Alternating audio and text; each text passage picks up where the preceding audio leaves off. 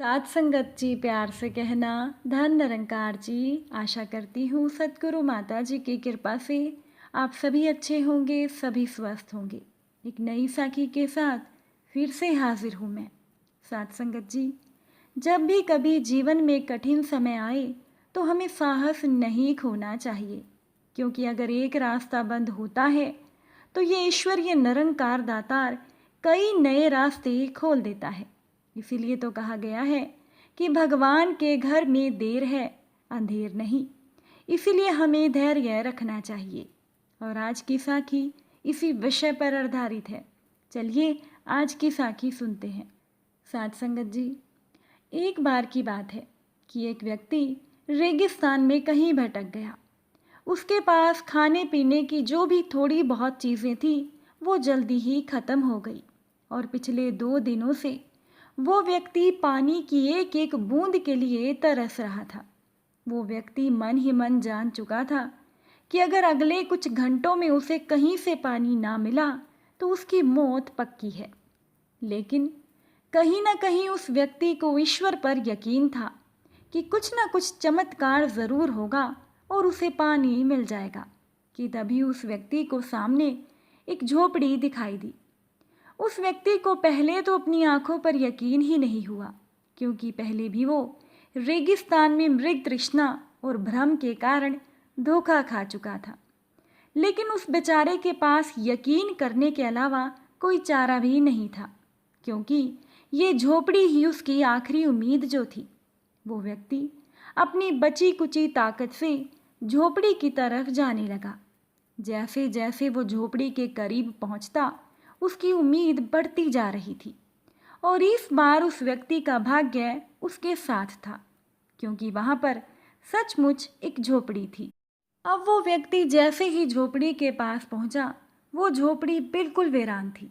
ऐसा लगता था कि मानो सालों से वहां कोई आया ही ना हो। फिर भी पानी की उम्मीद में वो व्यक्ति झोपड़ी के अंदर गया, और अंदर का नज़ारा देखकर उसे अपनी आंखों पर यकीन ही नहीं हुआ। साथ संगत जी, झोपड़ी के अंदर एक हैंड पंप लगा था, और वो व्यक्ति एक नई ऊर्जा से भर गया। पानी की एक एक बूंद के लिए तरसता हुआ वो तेजी से हैंड पंप चलाने लगा।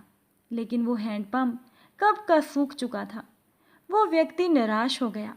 उसे लगा कि अब उसके पास मरने के अलावा कोई रास्ता नहीं है। वो व्यक्ति निढाल होकर गिर गया। कि तभी उस व्यक्ति को झोपड़ी की छत से बंधी हुई पानी से भरी हुई एक बोतल दिखाई दी।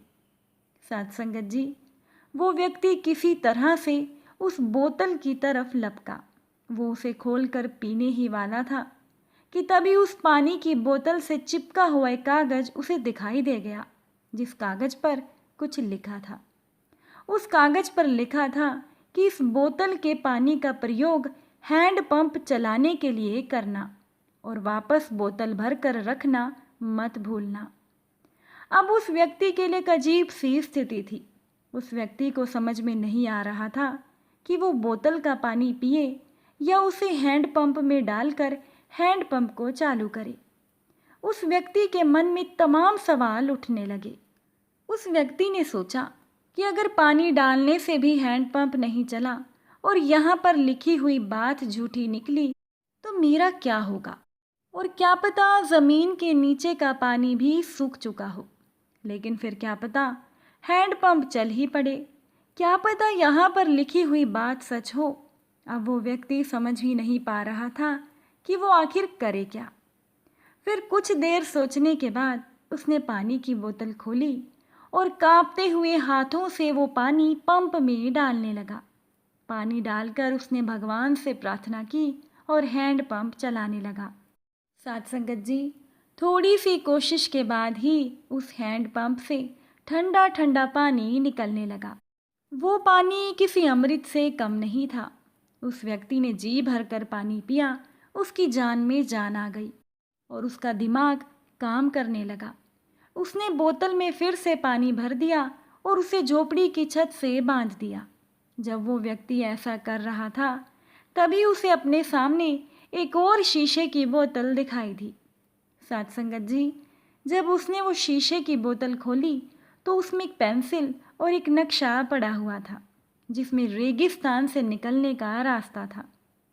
उस व्यक्ति ने अच्छे से रास्ता याद कर लिया और नक्शे वाली बोतल को भी वापस वहीं पर रख दिया।